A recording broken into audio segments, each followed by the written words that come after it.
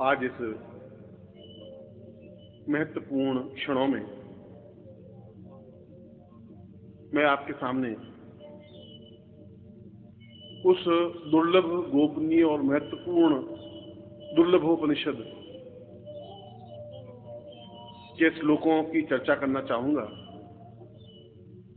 जो समस्त उपनिषदों में अद्वितीय और श्रेष्ठ है।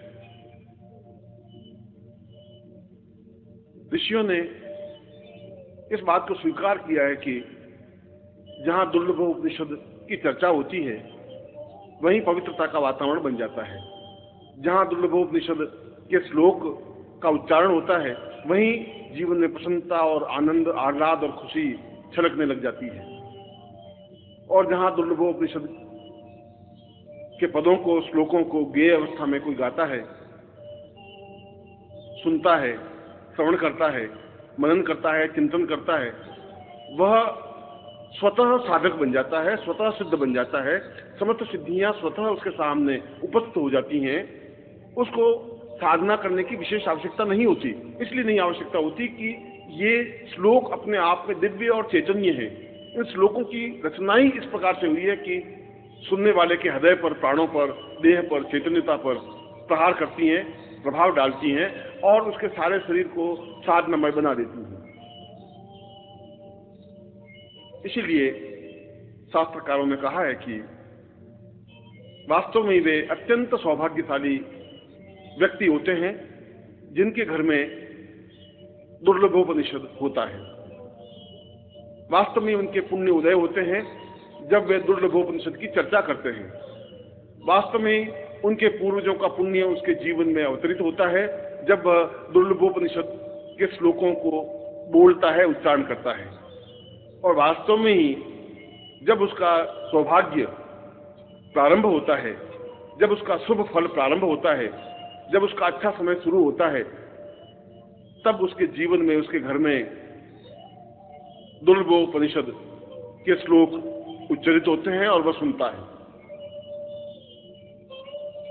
दुर्लभोपनिषद के प्रारंभ में ऋषि ने आप्तवाक्य में स्पष्ट किया है कि साधना और सिद्धियां तो स्वतः प्राप्त हो जाती हैं। उन साधनाओं को और उन सिद्धियों को करने के लिए कोई विशेष प्रयत्न करने की आवश्यकता नहीं है। यदि उसने दुर्लभोपनिषद को सुना हो, पढ़ा हो, उच्चरित किया हो और नित्य श्रवण किया हो, और जो 108 दिन तक नित्य दुर्लभोपनिषद की चर्चा करता है या सुनता है, उसको प्रत्येक प्रकार की सिद्धि अपने आप में सिद्ध हो जाती है। वह चाहे महाकाली हो, वह चाहे महाकाली हो, महालक्ष्मी हो, भैरव हो, यक्ष हो, गंधर्व हो, किन्नर हो, देवता है और किसी प्रकार की साध्य सिद्धि हो। वास्तव में यह एक अद्वितीय और दुर्लभ उपनिषद है जिसको मैं आपके सामने स्पष्ट कर रहा हूं। इसके कुछ महत्वपूर्ण श्लोकों को आपके सामने रख रहा हूं और यह आप लोगों का सौभाग्य है कि आपके घर में दुर्लभोपनिषद है। मगर दुर्लभोपनिषद के प्रारंभ में कहा गया है कि गुरु मुख से उच्चरित दुर्लभोपनिषद ही घर में गेय हो, क्योंकि सीधा संबंध जब गुरु ने बोला और आपके घर में उच्चरित हुआ, इसका तात्पर्य यह हुआ कि गुरु स्वयं आपके घर में अवतरित हुए, आपके घर में आए, बैठे। आपने उनकी वाणी से दुर्लभोपनिषद के श्लोकों को सुना। यह जीवन का सौभाग्य कहा जाता है, यह जीवन की श्रेष्ठता कही जाती है। और मेरे जीवन का अनुभव यह रहा है कि दुर्लभोपनिषद सुनने से और सुनने मात्र से ही आधी से ज्यादा सिद्धि तो स्वतः प्राप्त हो जाती है। इसलिए प्रत्येक व्रत, उपवास, पूजन, अर्चन, चिंतन या किसी प्रकार की साधना या आरती हो, उससे पहले दुर्लभोपनिषद को अवश्य सुनना चाहिए, अवश्य उच्चरित करना चाहिए, घर में अवश्य बजाना चाहिए और घर के वातावरण को पवित्र और दिव्य बनाना चाहिए। क्योंकि दुर्लभोपनिषद की चर्चा होने से या इसकी आवाज उच्चरित होने से समस्त देवता स्वतः घर में आते ही हैं। समस्त ऋषि उसके घर में पदार्पण करते हैं उन ऋषियों का आशीर्वाद मिलता है, उन देवताओं का आशीर्वाद प्राप्त होता है, क्योंकि जहां दुर्लभोपनिषद है वहां समस्त देवताएं हैं, वहां समस्त सिद्धियां हैं, वहां समस्त पूर्णताएं हैं, वहां समस्त श्रेष्ठताएं हैं। इसलिए यह उपनिषद अपने आप में गोपनीय रहा, इसलिए यह उपनिषद अपने आप में कम लोगों को ज्ञात हो सका। वशिष्ठ ने स्वयं कहा कि दुर्लभोपनिषद जैसी ग्रंथ और श्लोक तो अपने आप में दूसरे बन ही नहीं सकते। विश्वामित्र ने कहा कि मेरी समस्त साधनाओं का सार दुर्लभोपनिषद है, और शंकराचार्य ने कहा कि मैं जो कुछ हूं उसका आधार दुर्लभोपनिषद है। इसका तात्पर्य यह है कि दुर्लभोपनिषद वास्तव में ही कोई अद्भुत कृति है। इसलिए कृति अद्भुत है कि किसी एक ऋषि ने इस दुर्लभोपनिषद के श्लोकों की रचना नहीं की।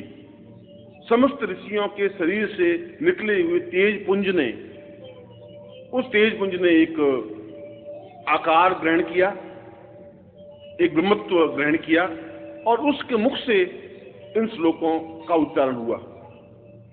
जिस प्रकार से समस्त देवताओं के शरीर से जो तेज पुंज निकला वो भगवती जगदम्बा बनी, ठीक उसी प्रकार से समस्त ऋषियों, योगियों, महर्षियों और गुरुओं के शरीर से जो तेज पुंज प्रकट हुआ, उस तेज पुंज के माध्यम से इस ब्रह्मत्व की देह से यह दुर्लभोपनिषद अवतरित हुआ, उच्चरित हुआ।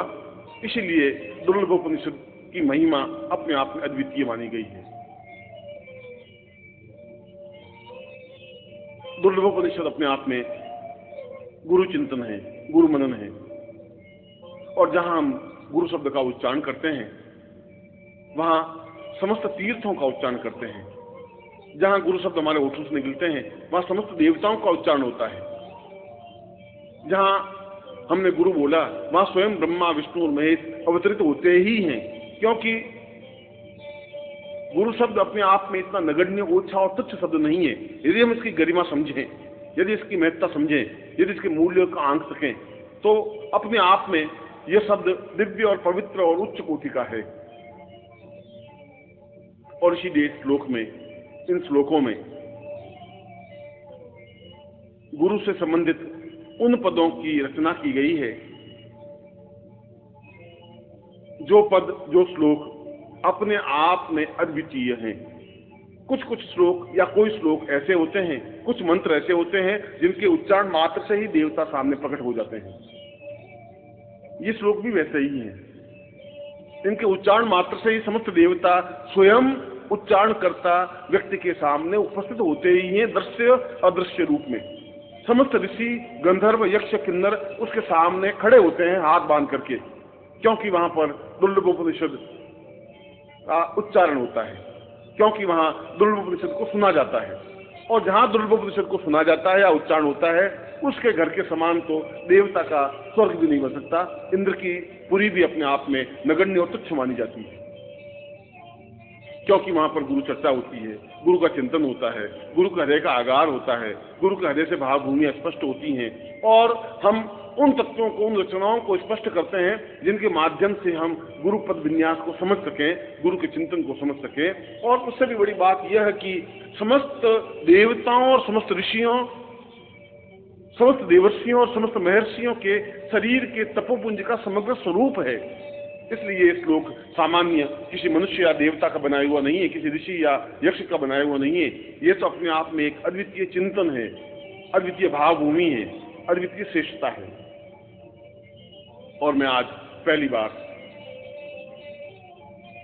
उन महान और अद्वितीय श्लोकों को उच्चारण कर रहा हूं, जिससे कि आपका जीवन पवित्र हो सके, दिव्य बन सके, आप सही अर्थों में साधक बन सकें, आप सही अर्थों में पूर्णता प्राप्त कर सके, आपके घर में पवित्रता का वातावरण बन सके, आपके घर में सुख सौभाग्य आ सके, आपके जीवन की दरिद्रता मिट सके, आपके जीवन के कष्ट और अभाव दूर हो सके, आपके परिवार में एक श्रेष्ठ वातावरण बन सके, और समस्त देवता आपके घर में निवास कर सके, समस्त ऋषि आकर के आपको आशीर्वाद दे सकें, और आपके घर के संताप, आपके घर के दुख, आपके घर की परेशानियां, आपके घर की चिंताएं दूर होकर के आप जीवन में पवित्रता और श्रेष्ठता अनुभव कर सकें, और जीवन में वह सब कुछ प्राप्त कर सकें जो आपके जीवन का लक्ष्य है, जो आपके जीवन का ध्येय है, जो आपके जीवन का उद्देश्य है।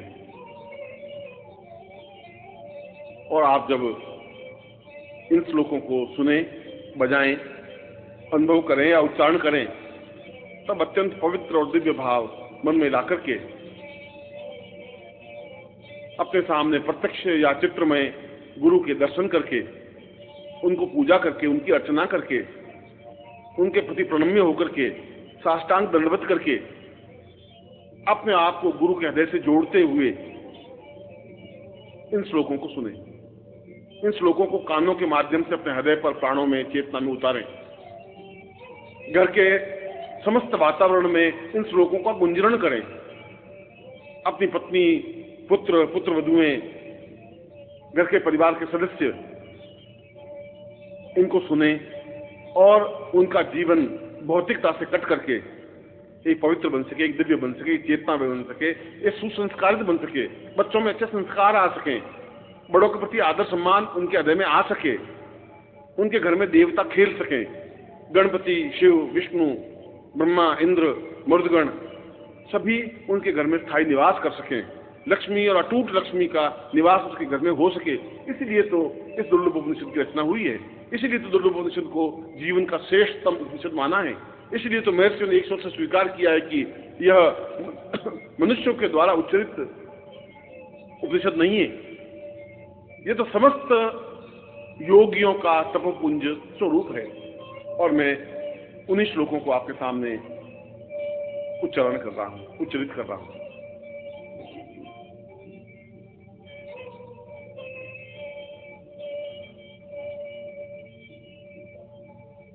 गुरुर्वै सदां पूर्वमदैव तुल्यम् प्राणो वदार्यैव हितं सदैव चिन्त्यं विचिन्त्यं भवमेकरूपम् गुरुर्वै शरण्यं गुरुर्वै शरण्यं। मैं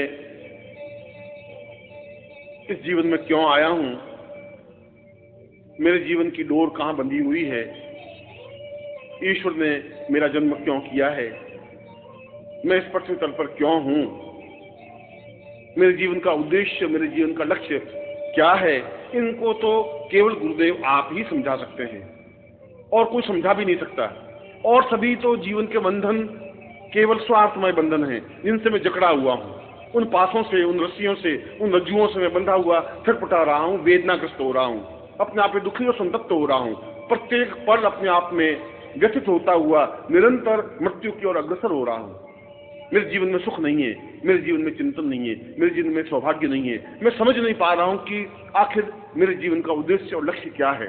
और मेरे जीवन का उद्देश्य और लक्ष्य केवल अपने जीवन को समझना है और मुझे समझाने के लिए, मुझे यथार्थता से परिचित कराने के लिए केवल संसार में कोई शक्ति, कोई स्वरूप, कोई बिंदु है तो केवल आप हैं। इसीलिए गुरुदेव, मैं अत्यंत भीगे नयनों से, गदगद कंठ से, भाव विवल वक्षस्थल से आपको दंडवत प्रणाम करता हुआ, आपके चरणों को पकड़ता हुआ, आपके चरणों पे अपने सिर को रखता हुआ प्रार्थना करता हूं कि आप मुझे उस मर्म को, उस रहस्य को, उस चिंतन को समझाएं जो मेरे जीवन का उद्देश्य है, जो मेरे जीवन का लक्ष्य है, वो जीवन की पूर्णता है। क्योंकि मैं तो केवल आपका हूं और गुरुदेव आपकी शरण में हूं और निश्चय ही गुरुदेव केवल और केवल मात्र आपकी शरण में हूं। गुरुवै प्रपन्नार्तवैवां वदैवम् अत्योद्भतां वै प्रहितं सदैव देवोत्तमेव भवतं सहि चिन्त्य रूपम् गुरुर्वै शरण्यं गुरुर्वै शरण्यं। लोग कह रहे हैं कि मैं देवताओं की आराधना करूं। कौन से देवता की आराधना करूं? हजारों लाखों देवता हैं। मैं किन किन के सामने गिड़गिड़ाऊं, किन के सामने अपनी चौखट पर अपने सिर को फोड़ूं, कहां कहां जाकर के मैं अपनी याचना करूं? मैं दरिद्र भिखारी होकर के किन किन देवताओं के पास भीख मांगता फिरूं? और वे मुझे दे भी क्या सकेंगे? उन देवताओं के पास है भी क्या देने के लिए? वे तो स्वयं आपके सामने हाथ बांधे हुए खड़े हैं और जो आपके सामने आंख बांधे हुए खड़े हैं, ये देवता भी आपसे बहुत कुछ प्राप्त करने की आकांक्षा रखते हैं। तो फिर मैं उन भिखारियों के पास क्या जाऊं? फिर तो मैं आपके पास सीधा आना चाहता हूं, फिर मैं आपके चरणों में बैठना चाहता हूं, फिर मैं आपके सामने उन स्थितियों को प्राप्त करना चाहता हूं जो आपसे प्राप्त हो सकता है। यदि आप देवताओं को देने में समर्थ हैं तो निश्चय ही फिर आप हमें भी देने में समर्थ हैं, मुझे भी देने में समर्थ हैं, क्योंकि मैं देवताओं से परिचित नहीं हूं, न देवता मुझसे परिचित हैं। मैंने देवताओं को देखा नहीं है, मैंने चित्रों के माध्यम से देवता के अंकन को देखा है। हो सकता है वह चित्र सही हो सकता है वह चित्र गलत हो। कोई जरूर नहीं है कि जैसा चित्र में मैंने देवता को देखा है, ब्रह्मा को देखा है, विष्णु को देखा है, रुद्र को देखा है, ठीक उसी रूप में वह देवता हो, मैं नहीं समझ सकता। यह तो चित्रकार की एक भावना है जो अपने उसने कागज पर उतारी है, जो कपड़े पर उतारी है। उस चित्रकार ने उस देवता को देखा नहीं, केवल कल्पना के माध्यम से उनके स्वरूप बिंब को उस कपड़े पर, कागज पर उतारा है। इसलिए कागज पर, कपड़े पर जो देवता का चित्र है, जो मूर्ति है, जो चित्र है, वह सब में अपने आप में अधूरा है, क्योंकि मैं देवताओं से परिचित नहीं हूं। परंतु गुरुदेव, मैं आपसे परिचित हूं। मैंने आपको देखा है, मैंने आपके सारे शरीर को स्पर्श किया है, मैं आपके चरणों में बैठा हूं। आपकी आंख, आपकी नाक, कान, हाथ, पांव, वक्षस्थल, सिर और गर्भोन्नत भाल, इन सबको मैंने अपनी आंखों के माध्यम से अपने हृदय में उतारा है। इसलिए मैं आपसे अत्यधिक परिचित हूं। आपसे परिचित हूं और आप तो दानी हैं, आप तो श्रेष्ठ हैं, अद्वितीय हैं, ज्ञानी हैं, चेतना पुंज हैं। आप तो बहुत कुछ देने में समर्थ हैं। समस्त ब्रह्मांड को जो देने में समर्थ है, वह मेरे अकंचन व्यक्ति को देने के लिए तो उनके लिए कुछ भी असंभव है ही नहीं। अत्यंत सरल और सामान्य सी बात है। इसलिए मैं तो आप में समस्त देवताओं को देख रहा हूं। मैं तो देख रहा हूं कि ब्रह्मा, विष्णु, रुद्र समस्त आपके शरीर में समाहित हैं। जहां जहां भी, जिस रोम में भी मेरी दृष्टि पड़ती है, वहां एक नवीन देवता के दर्शन मुझे होते हैं। और ये सारे देवताओं का आगार समूह को जब मैं साक्षात अपने सामने देखता हूं तो मैं भाव विवल हो जाता हूं, गदगद हो जाता हूं, अपने आप में मैं रह नहीं पाता हूं। इसीलिए आप मुझे देवताओं की आराधना करने के लिए मत कहिए। मैं देवताओं की आराधना चाहता भी नहीं हूं। मेरे सामने तो प्रत्यक्ष देवता है, सशरीर देवता है, चैतन्य पुंज देवता है। फिर इस जीवित जागृत देवता को छोड़ करके उन पाषाण मूर्तियों को, चित्रों को पूजने से क्या होगा? मैं तो गुरुदेव केवल मात्र आपकी शरण में हूं और एकमात्र आपकी ही शरण में हूं।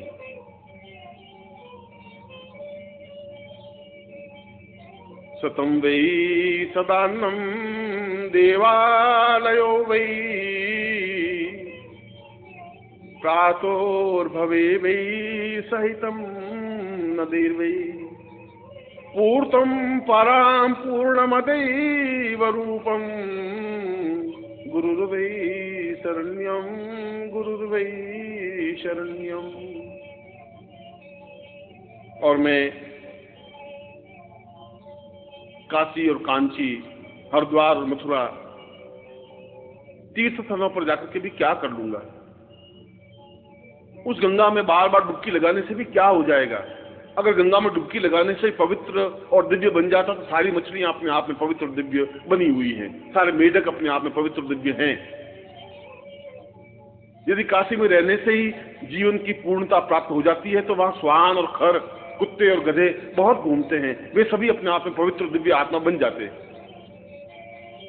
वहां जाने से कुछ नहीं हो सकता, वहां कुछ संभव है ही नहीं। उन देवालयों में तो एक पत्थर की मूर्तियां हैं जो बोल नहीं पाती, जो मेरी बात सुन भी नहीं पाती। उन पत्थरों को मैं कहने से अपने सिर को फोड़ने के बराबर है। वे मेरी बात नहीं सुन पाते, मैं अपनी बात उन तक नहीं पहुंचा सकता, क्योंकि पत्थरों को कहने से कोई लाभ नहीं होता। मेरे लिए हरिद्वार और मथुरा, काशी और कांची अपने आप में नगण्य हैं। मैं तो आपको और आपकी देह को पूर्ण रूप से देवालय मानता हूं।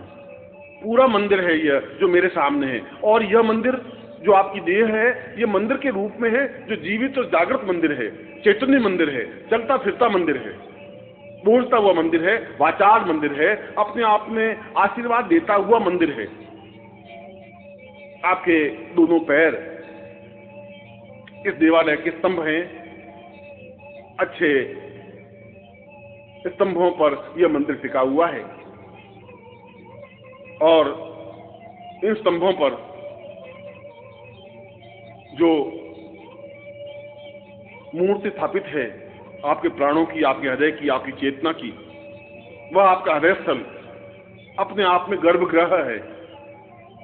उस गर्भगृह में जाकर के जब मैं खड़ा होता हूं तो मेरा शरीर रोमांचित हो जाता है, भाव विभोर हो जाता है, चेतना युक्त हो जाता है, एक एक रोम खड़ा हो जाता है, रोम रोम चीखने लग जाता है, चिल्लाने लग जाता है, पुकारने लग जाता है, और उसके गुरुदेव के अलावा कोई शब्द निकलता नहीं। मेरे आंखों से आंसुओं की धारा बहने लग जाती है, भाव विभोर हो जाता हूँ, मेरा सारा शरीर थरथराने लग जाता है जब मैं जीवित जागृत उस मूर्ति को देखता हूँ जो धड़कता है। और इस गर्भगृह में जो मूर्ति है, जो हृदय है, जो प्राण है, जो आपका ये शरीर है, वो अपने आप में इतना स्पंदनशील है, अपने आप में आह्लादकारक है, उसको देखते ही मेरे सारे शरीर में स्फुरण हो जाता है, सारे शरीर में चेतना आ जाती है, सारे शरीर में ओजस्विता आ जाती है। ऐसा लगता है कि मेरा सारा शरीर अपने आप में प्रसन्नता के आवेग में उछलने लग गया है। और इस गर्भगृह के ऊपर जहां मूल मूर्ति स्थापित है, जहां आपका हृदय है, इसके ऊपर आपके शिर के रूप में शिखर है, जो मंदिरों के ऊपर शिखर होता है। उस शिखर को देख करके ही ऊंचाई का भाव होता है, हिमालय का भाव होता है। आपका गर्भोन्नत सिर, आपका दर्पयुक्त सिर, आपका दीदीप्यमान सिर, लाट, भाल, आंखें, नेत्र, आपका मुंह, आपकी जिह्वा, आपका सारा शरीर और आपका चेहरा अपने आप में उस मंदिर के उस शिखर की तरह है, जिनको देखने से अपने आप में पवित्रता का अवगाहन होता है। ऐसा लगता है उसको देखने से कि जैसे हजार हजार तीर्थों में मैंने स्नान कर लिया हो। ऐसा लगता है कि जैसे मैंने सब सातों समुद्रों में स्नान कर लिया हो, अवगाहन कर लिया हो। ऐसा लगता है कि स्वयं गंगा आकर के मुझे स्नान करा के चली गई है।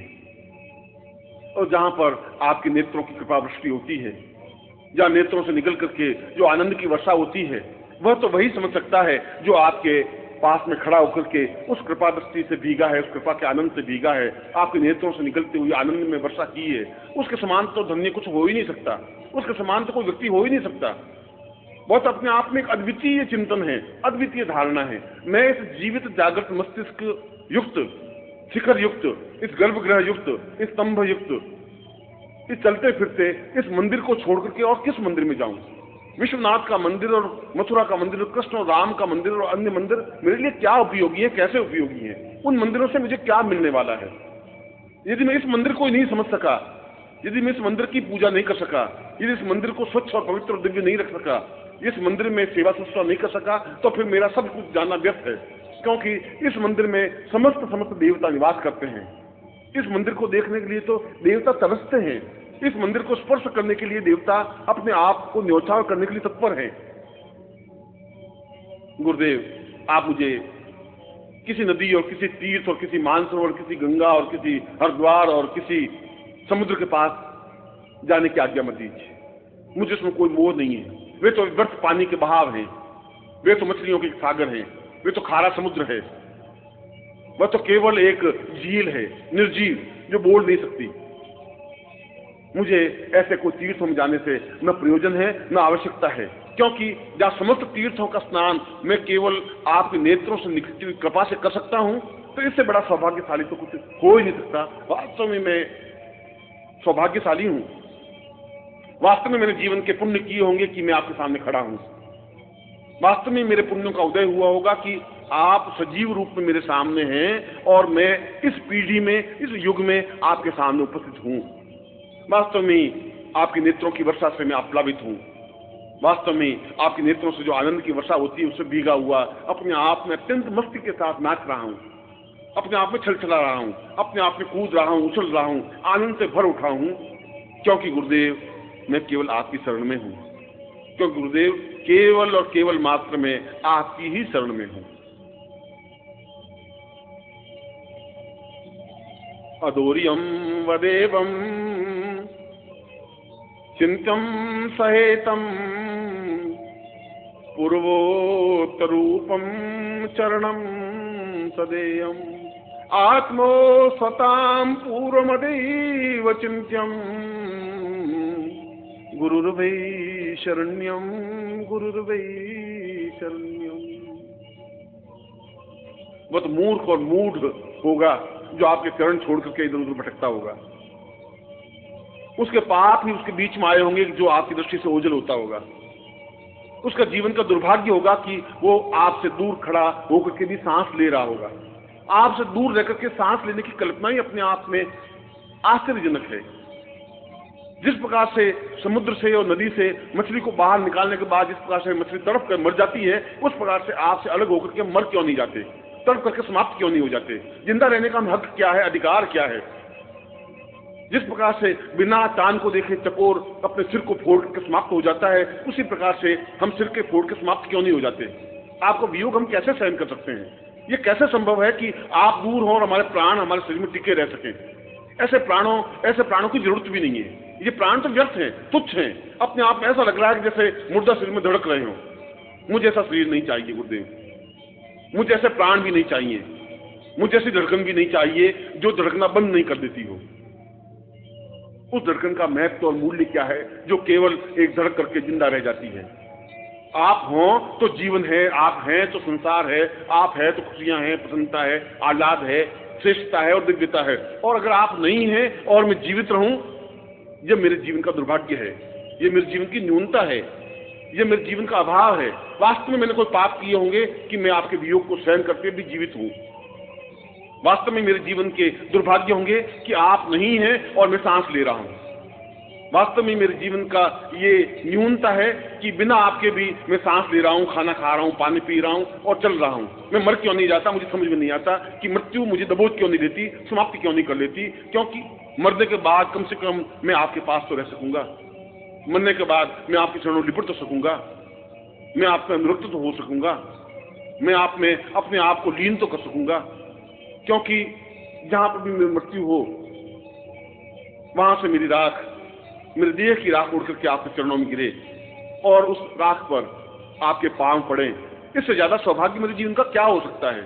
मैं ऐसे देह नहीं चाहता, मैं ऐसा हृदय भी नहीं चाहता, मैं ऐसे प्राणों को नहीं चाहता जो आपके वियोग में, जो आपके अनुपस्थिति में जीवित रह सके, जागृत रह सके, स्पंदनशील हो सके, धड़क सके। ऐसा हृदय से कोई मतलब नहीं है। मैं तो आपको देखना चाहता हूं, मैं तो आपके पास रहना चाहता हूं। मैं तो हर क्षण चकोर जिस प्रकार चांद को देखता रहता है, उसी प्रकार से मैं आपको देखता रहना चाहता हूं। मैं तो हर क्षण एक पपीहे की तरह केवल गुरु गुरु शब्द को उच्चारण करना चाहता हूं। हर क्षण आप मेरी आंखों में बसे रहें, हर क्षण मेरी आप कल्पना में बने रहें, हर क्षण मेरी हृदय की प्रत्येक धड़कन के साथ गुरु शब्द का उच्चारण हो,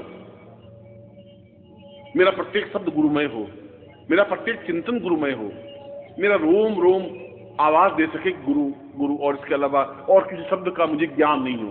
न मुझे गायत्री मंत्र की जरूरत है, न किसी काली मंत्र की, न लक्ष्मी मंत्र की, और किसी मंत्र की मेरी आवश्यकता है ही नहीं। क्योंकि जो मंत्रों में सर्वश्रेष्ठ और अद्वितीय मंत्र यदि गुरु मंत्र मेरे पास है, तो उससे श्रेष्ठ मंत्र और क्या हो सकता है?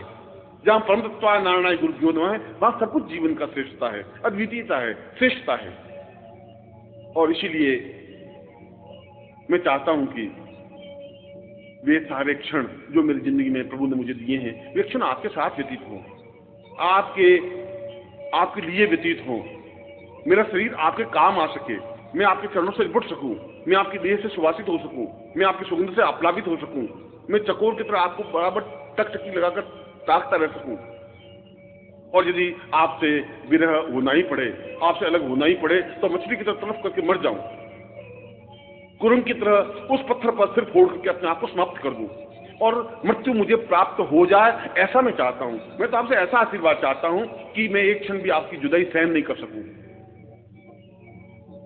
मेरी आंखों से आंसू प्रवाहित हों और प्रत्येक आंसू पर आपका बिंब हो, मेरे प्रत्येक आंसू में आपका चित्र हो, मेरे प्रत्येक आंसू पर आपका नाम लिखा हो, मेरे हृदय की और मेरे गले की थरथराहट में आपका नाम उच्चरित होता हो, और मेरे हृदय की प्रत्येक धड़कन में आपके नाम का उच्चारण हो, गुरु मंत्र का उच्चारण हो। मैं जीवन की ऐसी स्थिति चाहता हूं।